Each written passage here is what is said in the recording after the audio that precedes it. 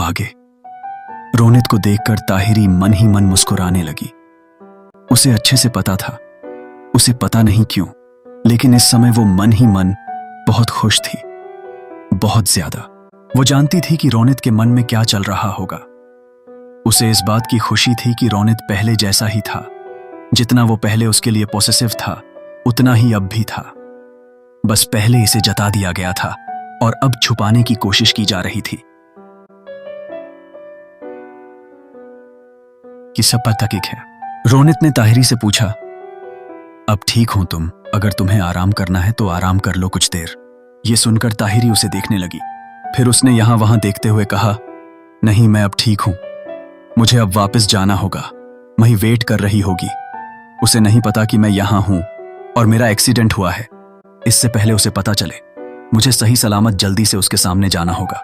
रोनित कुछ कहने जा रहा था कि वो बीच में ही चुप हो गया। उसने कहा, ठीक है, मैं शोर्ब को बुला देता हूं। वो तुम्हें छोड़ दहाएगा। ऐसे में तुम ड्राइव नहीं कर सकती। रोनित की इस बात का ताहिरी ने बिल्कुल भी विरोध नहीं किया, क्योंकि रोनित ने काफी कठोरता से कहा था। जाहिर है वो अब भी उसकी लापरवाही पर गुस्सा था, तो उसने एकदम चुप रहना ही बेहतर समझा। रोनित बाहर गया तो उसे पता चला कि शोरभ जा चुका है। उसने उसे फोन करने की कोशिश की तो फोन उसका लगा ही नहीं।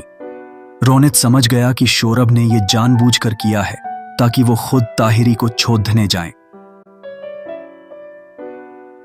उसके पास इसके अलावा कोई चारा नहीं था, क्योंकि ताहिरी को वो अकेले जाने दे नहीं सकता था। ये सोचकर उसने एक गहरी सांस ली। वहीं दूसरी तरफ एक खाली एसडीडी ढक पर वैभव की एक ब्लैक कलर की चमक चमकाती हुई कार में सड़कों पर दौड़ रही थी। वैभव गुस्से से अपने फोन को देखे जा रहा था, क्योंकि उसे ताहिरी का ख्याल रखने के लिए कहा गया था और हर पल उस पर नजर रखने के लिए। लेकिन कुछ समय से उसे ताहिरी का कोई अता पता नहीं था। वो उसे फोन करने की पूरी कोशिश कर रहा था, लेकिन ताहिरी का फोन लग ही नहीं रहा था। उसने गुस्से से खुद से कहा, कहां चली गई? अगर बॉस को पता चला तो उसकी कब्र के साथ साथ मेरी कब्र भी उसके साथ लगेगी। अब कहां होगी? वो पक्का किसी बार में बैठकर पी रही होगी। वैभव काफी गुस्से में था, क्योंकि उसे अभी कुछ देर में महिका को ताहिरी के बारे में बताना था, लेकिन ताहिरी तो उसे कहीं मिल ही नहीं रही थी, तो वो महिका को क्या बताएगा? इसलिए वो गुस्से में कार लेकर ताहिरी को खोज रहा था, लेकिन अब तक वो उसे मिली नहीं। तभी एक कार ने उसकी कार को टक्कर मार दी, जो रॉन्ग साइड से आ रही थी। वो तो वैभव ने ही तुरंत कार को मोड़ लिया था, नहीं तो ये भी एक बुरा एक्सीडेंट होता। लेकिन वैभव की कार पर स्क्रैच आ गए थे।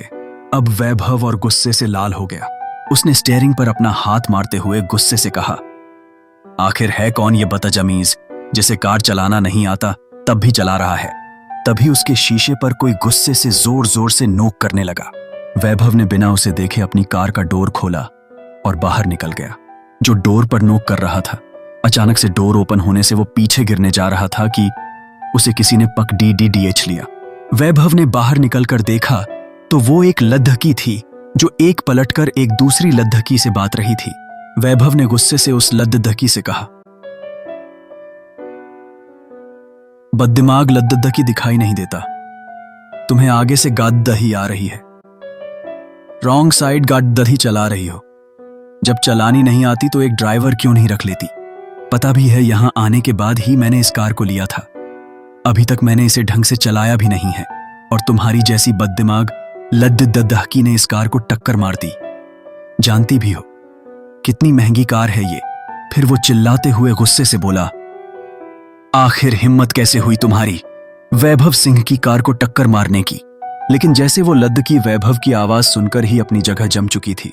लेकिन जब वैभव चुप नहीं हुआ तो वो लद्दकी वैभव की तरफ पलटकर गुस्से से वैभव से बोली, गलती आप जैसे अमीरजादे की है, समझे मिस्टर? क्या आपको दिखाई नहीं दिया कि सामने से कार आ रही है तो साइड हट जाए? हमारी कार का भी कितना नुकसान हुआ है। भी हैं आप। अब वो लद्दकी उसे सुनाने लगी, और अब उस लद्दकी को देखकर वैभव अपनी जगह जम चुका था। वो एकटक उसे देखने लगा था, यहां तक कि उसकी आंखें तक नम हो गई थीं। आंखें तो उस लद्दकी की भी नम थीं, लेकिन वो गुस्से से वैभव पर चिल्लाए जा रही थी।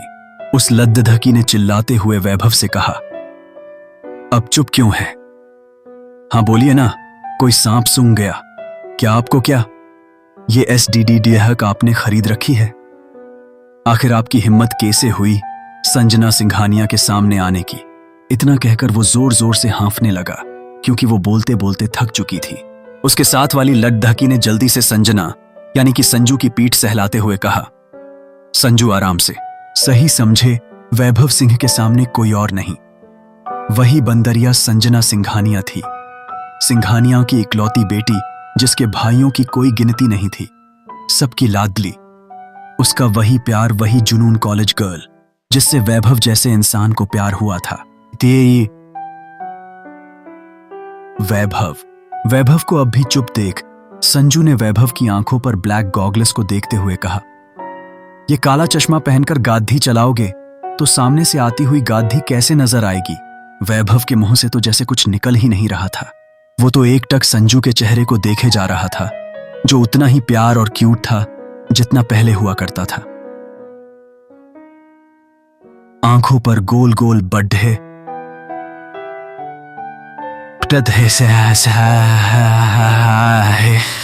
उसके चश्मे, उसने इस समय ब्लैक जीन्स, व्हाइट जैकेट और गले में एक स्कार्फ बांधा हुआ था और सर पर एक प्यारी सी टोपी पहन रखी थी जो उसके साथ लद्देह की थी। उसने संजू से प्यार से कहा, संजू, उनसे ऐसा मत कहो बेटा, गलती हमारी थी। मैंने तुमसे कहा था अभी तुम गाधी ढंग से नहीं चला पाओगी, लेकिन तुमने मेरी बात सुनी ही नहीं है। देखा अपना और सामने वाले का नुकसान हो गया ना, वो तो अच्छा हुआ, ना ही तुम्हें और उन्हें किसी को चोट नहीं आई। अगर चोट लगती तो बुरा हो जाता। संजू जो अभी गुस्से से वैभव पर चिल्लाए जा रही थी, उस लद्दहकी की बात सुनकर संजू ने मुंह फुलाते हुए उस लद्दहकी को देखकर कहा, भाभी हमारी कहां गलती थी? मैं तो बस राइट टर्न ले रही थी, लेकिन गलती से लेफ्ट टर्न हो गया। भाभी चलो, माना कि मुझे अभी पूरी तरह से गाड़ी चलानी नहीं आती, लेकिन फिर वो जल्दी से वैभव की ओर उंगली करते हुए कहा, इन्हें तो आती है, अगर मैंने ध्यान नहीं दिया तो ये तो दे सकते थे ना। अब आप ही बताइए, भाभी गलती किसकी है?